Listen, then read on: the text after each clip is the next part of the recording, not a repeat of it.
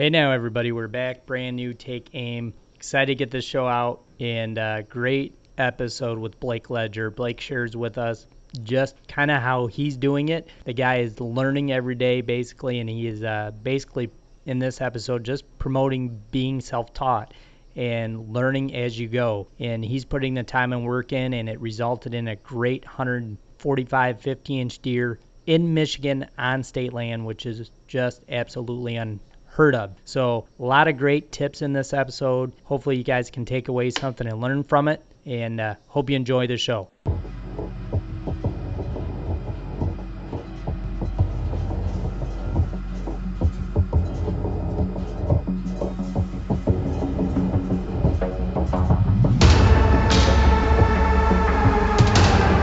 All right, guys, we are live and back, brand new Take Aim podcast, and excited to talk with this guy and share his story of his awesome 2018 Michigan deer season. But with that said, what's up, Blake?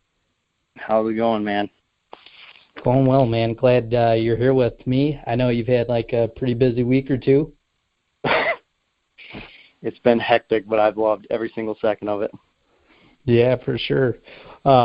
So with that said, Blake just had him and his wife just had a baby. So you know, if you're a parent, you know what it's like. It's pretty nuts. The first month of it is just complete chaos with all the visitors and everybody texting. So I'm appreciative of Blake's time today because I'm sure it's pretty scarce. We have been jumping house to house to show him off. Yeah, since he's been born. Yeah, for sure. You can't help it. It's like the greatest little trophy in the world. And they're only so small for so long. Yeah, it goes quick. So for sure, but man, you've had an awesome Michigan deer season, and I just wanted to kind of talk about that and the awesome buck that you actually just killed on state land in Michigan that was not a 100-incher, which is hard to believe and just really amazing because Blake knows as well as I do, man. Those are 180s in any other state. Yep. For sure. So I know, Blake, you live in a different part of the state than I do, but let's get into a little bit of just how you kind of came about, like maybe the hunting ground. I assume you don't want to say which part of state lane it was, which is fine, but maybe just the area and just kind of, you know, roundabout, skirt about that part, but, you know, just how you scouted it and all that good stuff. Yeah, and I basically hunt, I mean, any given weekend. I really don't hunt a lot of the same spots more than once or twice. I don't like to burn places out, but this certain area that I was in, I've been really jumping in like the last 3 years. I haven't shot a buck in 3 years. I grew up kind of as a bait hunter, and that's like what it was. And I was getting really bored of it because for me, it wasn't hunting. It was almost like sitting, you know. It was just waiting. You're not really figuring out where the deer are at. You find runways, and then you set up bait and wait for them. And I shot a buck actually that would have been 2015. I shot a 6-point up north on bait, and I shot him. I didn't really have like it was a great hunt. It was cool how it happened. It was during the Michigan-Ohio State football game, and everybody was still there, and I went to the stand early, and I shot him at like 3 p.m. And it was just one of those things. I shot him, and everything happened. I'm like, I mean, come on, there's got to be more than this. And everyone's complaining about not seeing big deer in Michigan, and we all of a sudden would see trail camera pictures of big mature bucks, but they were all at 1 a.m. Right. And I'm like, oh, you're never going to shoot one of those big deer. And I'm like, I feel like you can. You just got to like put in the stupid work to do it, and you got to do stupid things to kill them. And kind of like this last 3 years has been almost like college for me. Like I was learning. Like I kept a journal. Any little things that I would pick up, I would write them down in a journal. And then this year, I honestly think with having a baby on the way kind of was what helped me become successful, because every single time I was going out there, and come November, you don't know. I mean, our due date was December 14. Technically, right. we could go a month early. So yeah, for sure. And then you're out of time. Yeah, and anytime I was out there, I was feeling maybe not rushed, but I knew that I had to make do of my time and go as hard as I could. And I mean, there was Saturdays where I'd wake up at 3 a.m. and drive 2 hours somewhere because I knew that I had a good chance there. And this certain place that I was at, it was I usually hunt like marsh country. That's where I figured out like I could really figure out bedding, and I'm all about figuring out bedding. That like 3 years ago is when I found the hunting beast, and I found a bunch of different places where I would learn and figure out what other successful hunters, what they do, their tactics, and 90% of them, basically the number one thing they say is be mobile and be extremely aggressive. And this year I have done some stupid things like that I thought you are an idiot for doing, and I was getting on deer, and I was actually seeing mature deer in Michigan by getting beyond aggressive, whether it was being in a ghillie suit on the ground. I hunted on the ground probably 65% of the time this year. I would still hunt really? through bedding. Yeah. Wow. And like I almost shot a good one up north on the ground, right by a river. I was in a ghillie suit, and there's a big funnel that was coming out of the river, kind of going into a little bit like hill country. And there was a down tree, and you know how in the down tree kind of makes like a big old ditch, and then the roots are behind it. There was right. a tree went down, and I was sitting in my ghillie suit in a ditch, and I was down in there, and right first light, 7 does come running down, and I was using a stick bow at the time, and they were coming in at 15 yards, and I was going to actually shoot one of the does, but they pinned me down where I couldn't move, and one of them actually caught a little bit of my movement and started blowing. They blew, went over the ridge. And one thing I've never heard somebody do, and for some reason it like I wanted to try it, was those deer went over the ridge. They blew like 30 times. But I'm like, I wonder, I've never heard of someone going after deer that blew at me. And I went exactly over the ridge, right where they went, and I went over, and they were acting completely normal on the other ridge. No kidding. Yeah. And I slowly moved my way in, and I'm watching these deer, figuring out what they're doing. Then all of a sudden, right out of the river, I just hear a big old grunt, just a, and I look over, and there's like a 2-3-year-old 7-point that comes out. And when I mean 7-point, I mean he was probably around 100 inches. Comes out, and he's chasing a doe. And this is like the second week of October that Wow. he's chasing doe. Pretty cool. Oh, yeah, and he ended up coming up the ridge. I grunted with my mouth and stomped on the leaves. He looked over my direction and started running in towards me. And when I went to draw back, I was going to do a chest shot at like 15, 20 yards. The doe that he was chasing caught me drawing back, and they all blew off. But it was just like little things like that. I would have never gone after a deer. I would have said, oh, my hunt's freaking done this morning. But all of a sudden you go towards a deer that blew at you, go over the ridge. You never know. You right. never know what's going to happen. Yeah.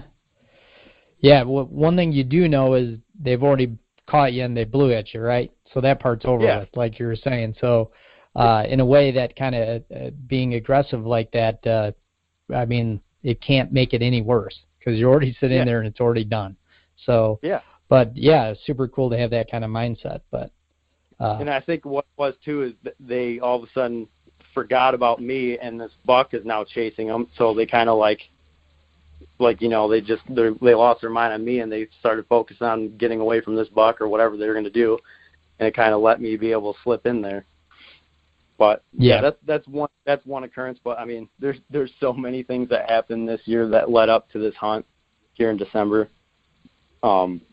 It's just I've learned so many new things, and the key thing is the one thing I learned is you can be ridiculously aggressive, and I think that's the key to be able to like get close to these big bucks here in Michigan, because if you go deep in where they live and you go back there and you get aggressive, it's almost like if you get on them, I don't know where I'm going with this. I'm pretty jacked up right now because I'm looking at my buck right now. Where he was at, it was so deep, and he acted like he hasn't even witnessed a hunter in his life when he came in. So, Blake, let's talk about that. I mean, you're mentioning how deep it was. So how did you figure out to get to that area? Was it just concept mentally just to, like, avoid other hunters, or was this a spot that you maybe just, Google, Earth and found a good spot from an aerial? Or it was a place that, like, living in Michigan, deer have to get away from hunters because there are hunters everywhere. And this spot is like rabbit brush country where I was at. And okay. It was like kind of rolling hills, but it was also like that brushy, thorny country. And to get back to where I was at was about, from the nearest road, just over a mile. And it was through those kind of thorny brush country. Nobody was back there. It was stupid. And there was I knew at the back corner on the private, like where the public meets private, there is a standing cornfield. And I knew that, I'm like, that'd be a good place for a buck to live, is right back there and feed on that corn. And I went back there. It would have been the last weekend of gun. I went back there with my muzzleloader. And that last weekend of gun, we had snow, but it started to melt, and it was kind of rainy that day. So I knew I could get away with doing some still hunting. And those days are so nice because obviously, for those that don't know, I mean, that just means it's quiet. It makes the woods quiet. It makes the leaves quiet. And what Blake's saying is you can get away with moving 10 yards at a time or 20 yards and sitting back and watching what happens. Yep. And I also knew that with the rain, we were going to have steady rain, I think, for another day after that. So I knew my scent would wash away. And I entered this one place that, like, felt like a bedding area. And I had to literally crawl about 20 yards, and I could see this clump of cedars in there. I went in there, and on one of the cedars that was about 5 inches wide was a post rub that was shredded all the way around it. And right at the base of the tree was this big giant bed all by itself. And there was hair all over it, and there was no snow on it. So, and I was looking at the tracks, and the deer was there not long before I got there. And another thing, too, is I don't use trail cameras. I kind of wanted to work on my woodsmanship this year and not really use trail cameras. Granted, I always carry a camera because I love photography. I carry it in my pack, and if I run up on someone's trail camera, I'll check their picture. I'll delete, if I walk in front of it, I'll delete my picture off and I'll put their card back in. But so all I know about this deer is, to me, he's living here, and he's here a lot because there's so much hair in here, and I could see his tracks going in and out. And he wasn't there at the moment, and so I just remembered that. I pinned Blake, when you were there, was this a morning or evening? I'm just trying to get a... This was about 10:30 in the morning, probably. 10:30 in the morning. Okay. So he was just there. He was just there, I believe. Yeah. And I sat there, and I literally sat there for about 10 to 15 minutes, kind of taking in the whole area. And there's this big ridge that dips off about 20 yards to the north, and there's a big marsh at the bottom. And if he followed that ridge about 300 yards, he would reach that cornfield. And those tracks are going to that ridge, and I'm thinking, this guy gets out of his bed, goes onto that ridge, follows the upper third all the way to that standing corn. And I kept that information, and then the first weekend, just fast forward to the time where it all went down, it was the first weekend of muzzleloader, that Saturday. I went in the afternoon. I did not want to go in the morning because I didn't want to mess up if I got in there early and he was coming back from the corn. And I set up. I was trying to figure out in the afternoon where to go. And I looked on top of the ridge, and I see old wooden ladder stand. It was so old, like probably from made in the 1960s, 1970s. It was very dilapidated.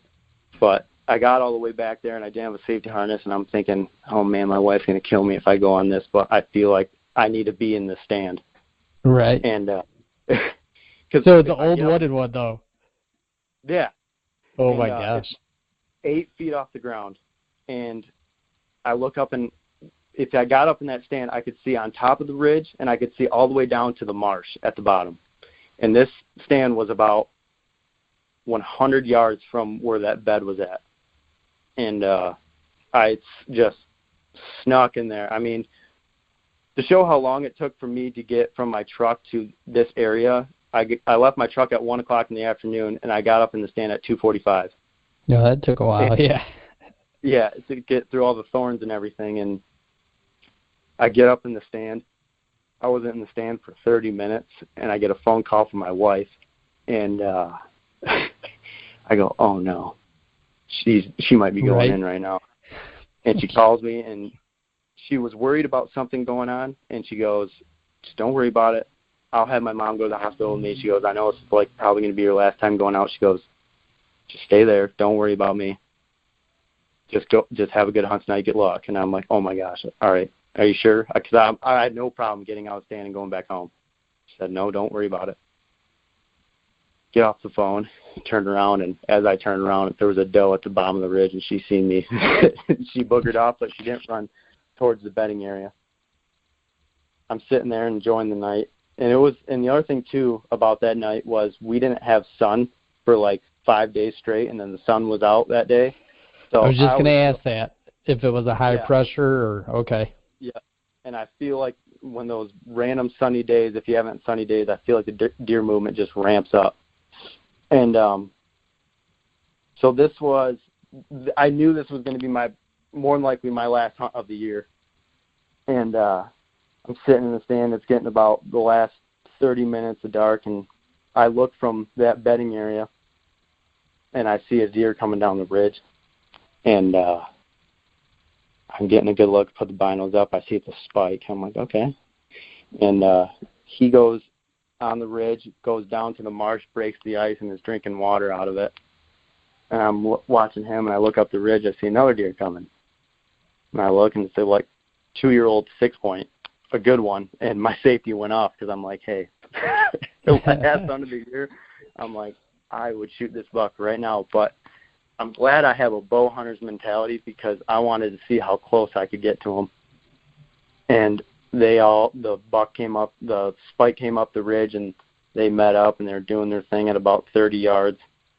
And then they walk down the ridge even more, and they get behind me, and I start to swivel a little bit because I don't trust this tree stand not one bit. And I'm kind of like swiveling away, and I look up towards that ridge, and I see another body coming right from that bedding area, and it's a big body. And I'm like, oh, boy. And I'm watching them, and there's still, at this point during this Saturday, there was snow on the ground. And all I seen was a big body. At this point, I couldn't see a rack. And I'm watching this buck, and I know he's got to be a buck, how big his body is. Watching. He gets to about 30 yards, and he, like, lines up with a tree, and that's when I see his cage coming, and I lost it. And you're like, this is a good one. Holy smokes. I knew it was that buck that was in that bed because where he exited the thicket would have been literally that trail that I seen his tracks going in and out from his bed. And I'm like, kidding. That's got, yeah. And I start to swivel because I'm going to end up shooting him behind me down the ridge. And I'm swiveling, and as I look to my left, that spike in the 6-point ended up coming up the ridge, and they're sitting here at about 12 yards. And I'm only 8 feet off the ground. So I'm trying to figure out what am I going to do. I have my muzzleloader sitting on my lap, and I turn my head, look behind me, and that the big buck is sitting broadside at 17 yards, and his head is behind a tree, and his whole body is open for a shot. And I thought, all right, all in one motion, I'm going to have to flick the safety off, swivel, and shoot.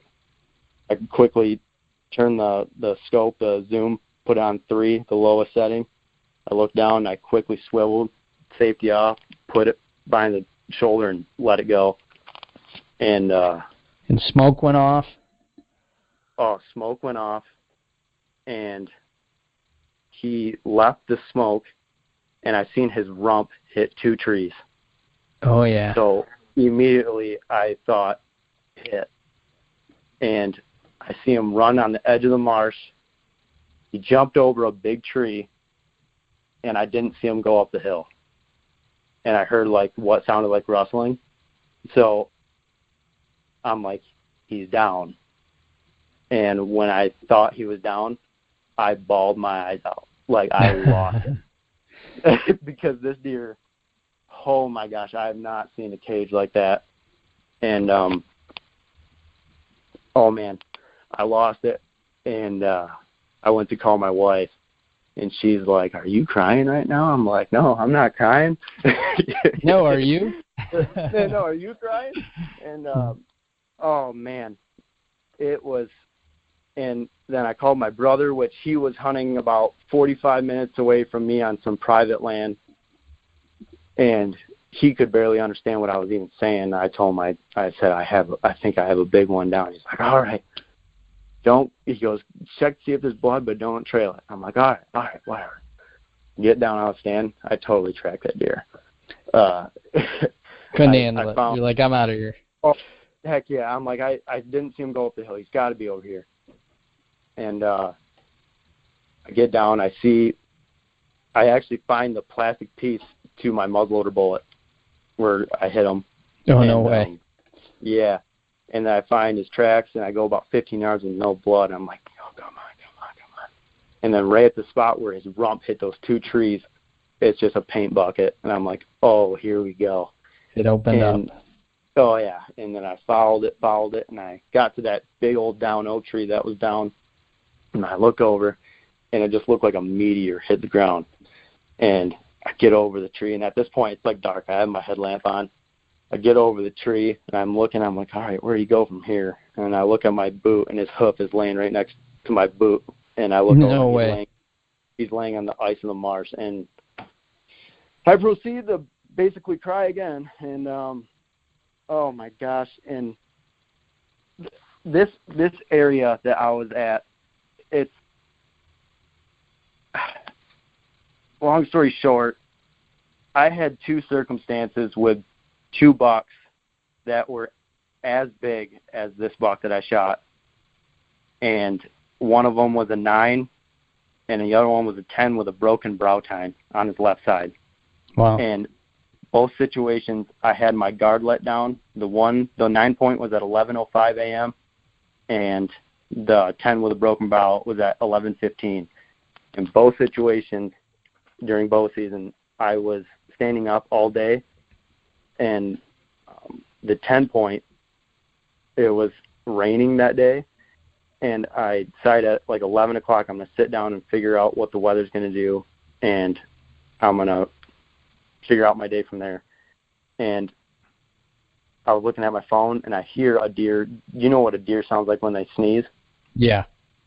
They make that sound? Yeah. Yep.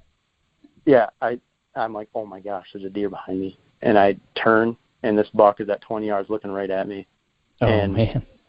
And he has me pinned. And so he ended up boogering off. But what I'm trying to say is this buck that I shot, I thought it was him. And I'm looking behind him, and I see that he has both brow tines, and I'm like, oh my gosh, that's not the same buck. And then I stand above him, and I count 6 points on his one side, and I lost it. I'm like, you've got to be kidding me. There's 2 other bucks that are this big that I've had within bow range. That is crazy. Yeah. And, I mean, this is public land, but it's just, I've had to go to some stupid distances to find these deer where nobody's at. and they're out there. I mean, I've seen them, and it's just they're ghosts. It's so hard to find them. I believe these deer, their home ranges are 300-yard circles, and they don't get outside those circles. That's right. Yeah. You just got to find a circle. They're back away from that pressure. They've learned, and it's genetically coded now where that pressure is. For most of these deer, and you found a spot where obviously, I mean, what you just told us today on the podcast, that tells you, if you do your homework, just like Blake did, you can find these spots where these deer just basically have their guard down, and they get up and move a little more often. And that's what Blake experienced. And this buck, when he came out of his bed and came out into that ridge, he did that trot, shaking his head, and he stopped, started itching himself. Like, he was so relaxed when he came out, like he has never experienced a human back there in however many years of his life. I'm still waiting to figure out how old this buck is, but we're guessing he's 5 years old. Man, that's super cool. Hey, I mean, it's always exciting, too, when you get to just because you kind of forget what that's like sometimes to see deer that aren't pressured. And you're like, oh, geez, this is what they act like? It's really cool. Oh, yeah. I mean, and I've witnessed, like, those mature does that come in, they're literally looking up in trees. Like, they have seen everything, and they know what to look for. And I don't know, it's just if you find those places deep in places where nobody wants to go, and there's places where I didn't even want to go, but I knew that if I was going to have an opportunity at something, I just went back there and suffered through it. And you will see deer if you are in places where humans aren't. I guarantee it. Yeah, that's really cool. What would you say, Blake, that you kind of like developed the most on this kind of crash learning curve that you kind of this year really kind of lit the light bulb? Like, was it just the mobility part? Was it like, hey, I really can recognize bedding now? Or what would you say you kind of took away the most? I mean, mobility is one. I think people really I think they find a spot, they set up a permanent stand, and they say that I'm hunting this spot, this spot, this spot. I would wake up in the morning and I would have no clue where I'm going to hunt. I just would look at the Onyx maps and I'd be like, all right, either I've seen deer here or I haven't gone in this place and I feel like deer are here. But I definitely think mobility is one, and I think being close to bedding is crucial, especially if you're looking to shoot bigger deer. And granted, this is my first mature buck that I've ever shot in Michigan. And I just think if you are not within close range of the bedding, you're not even in the game, in Michigan especially, just because I think these deer, their home ranges are just so tight, and they know what time they need to move and everything. And I think if you're going to catch any buck in daylight, it's going to be so close to their bedding, it's not even going to be funny. And I think this buck where he was bedded, I was just over 100 yards from where I believe his bed was at. Yeah, I believe you. And I will say, just from experience, that sometimes like the stuff I do out of state clouds my judgment when I'm here. And I'm like, this should work. This is perfect. This is the spot. And I will, like you said, almost sit that too much. Like I know my flaws. And in Michigan especially, I mean, there was times, I legitimately should have 3 bucks right now that are 170 or over, and I have not pulled the trigger being aggressive enough.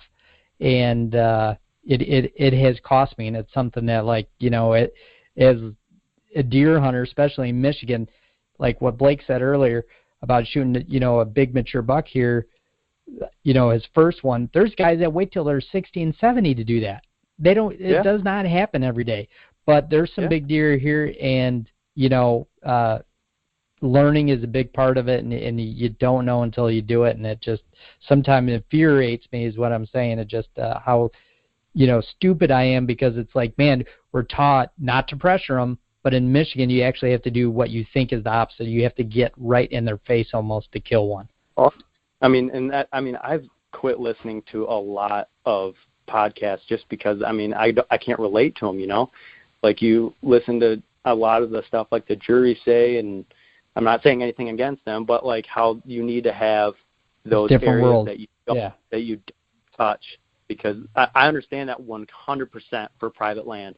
Like if you have places that you just don't touch, and but I think you just got to go in the woods thinking like a buck, and like I've heard Dan Infall say, if there was people out there to kill you, where would you be? And you go to those places, and 9 times out of 10 you will find deer. And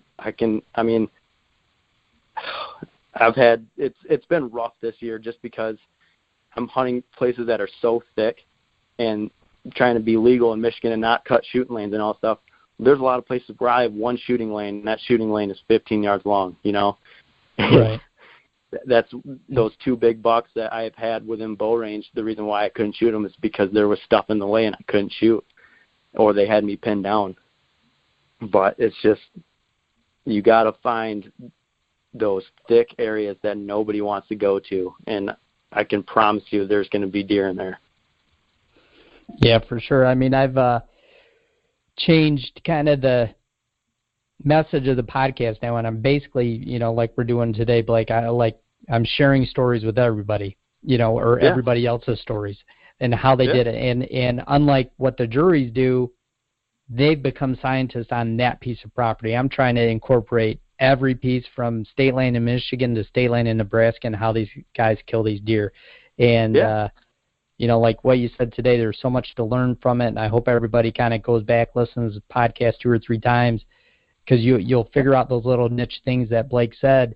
And at least for you, Blake, man, it sounds like you're on the right path, and it's only going to get better for you. Yeah, and that's why I have like this journal that I'm writing all these like things that I'm learning, and I'm hoping to learn so much more. And I'm hoping someday that I'll be able to hand that journal to my son, and he can learn stuff that I've learned, you know. And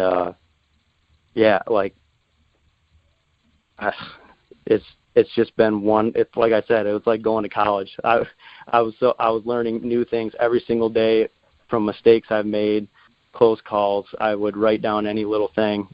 If I could suggest that to anybody, is to write journal down. I mean, any little things that you pick up on, you look back on and you go, oh my gosh, I completely forgot that this happened. Yeah, for sure. That's a great idea. Yeah. And I mean, there's a lot of big buck killers that, you know, they do keep a journal and keep tabs on that stuff. And there's 100 times I've even said, man, I wish I would do that, because sometimes just randomly things will pop in my head from a hunt. Because, I mean, let's face it, I'm always thinking about it. Or thinking of hunting somewhere, and I'll try to go back and relive some of these older hunts, and I'm like, oh my gosh, that happened or that happened. And it's just sad that, you know, that memory almost can disappear. And it does. Yeah, for sure. And not even the kill part, just some of the parts about seeing this deer or that deer, or what happened and how it went down. And you know, it would definitely be a great idea to have something like a journal to go back and relive that with. And big deer don't move like just randomly. There's a reason why they move, and I think that like any of the days that I ended up seeing a big deer, I wrote down what time I seen him, where he was moving through. And I mean, how many times, I mean, you probably have had numerous times seeing mature deer. I mean, how many times have you seen them in the middle of the day? I've killed a lot during the middle of the day, to be honest, so I'm a big believer in it. You got to be there to kill them. Yeah, and before, like, I've actually seen, like, mature deer. Like, I've seen yearlings and, I mean, 1.5-year-olds, 2.5-year-olds, and they all move early, and I'm always like, oh, best movement's at this time. And I've always heard of guys saying the best time to hunt is in the middle of the day if you want to shoot a big one, and I think that's the true statement on this earth. How many the deer that I've seen that are over 3 years old this year that I've seen moving between 11 and 1. Yeah, it really does happen, but a key to that is, again, kind of what I think the theme of this podcast is on Blake's Success, is getting close to those bedding areas. If you get close to one of those bedding areas, especially a big buck, you have a really, really good chance of killing one in the middle of the day. They're going to get up and stretch. They're going to get up, use the bathroom, move, and when they do, that presents an opportunity if you're there. Yep, 100%. So, but super awesome, Blake, man. I'm excited that you could join us today. It's an awesome story, and it sounds like I said earlier, the learning curve is really going off with you, and I hope many more big bucks come your way, and we'll be back on the podcast, share some more stories with us. Heck yeah. Well, thanks, man. So Let everybody. Yeah, not a problem. Let everybody know basically where they can find you if you like, Instagram or whatever. Yeah, I'm on Instagram, Facebook, just Blake Ledger. Yeah, I don't really promote myself that much, but Blake does. Yeah, Blake has awesome photos, so I have no problem promoting you, Blake, because I think you're one of my buddies that for years we haven't met, but I've been checking out your photos forever. I feel like, and that's always great work. So yeah, make sure you follow Blake and check out his awesome pics. But congrats again on the baby, man, and hopefully we get to meet up one day and share some stories. Heck yeah, we got to make that happen. Yeah, for sure. But I'll let you get going, man, and hang out with that boy. And thanks again, Blake. Hey, thank you. Have a good one. All right. And everybody, we're live every week, podbros.com, Outdoor Podcast channel, and the Unfiltered app. And we'll see you next week.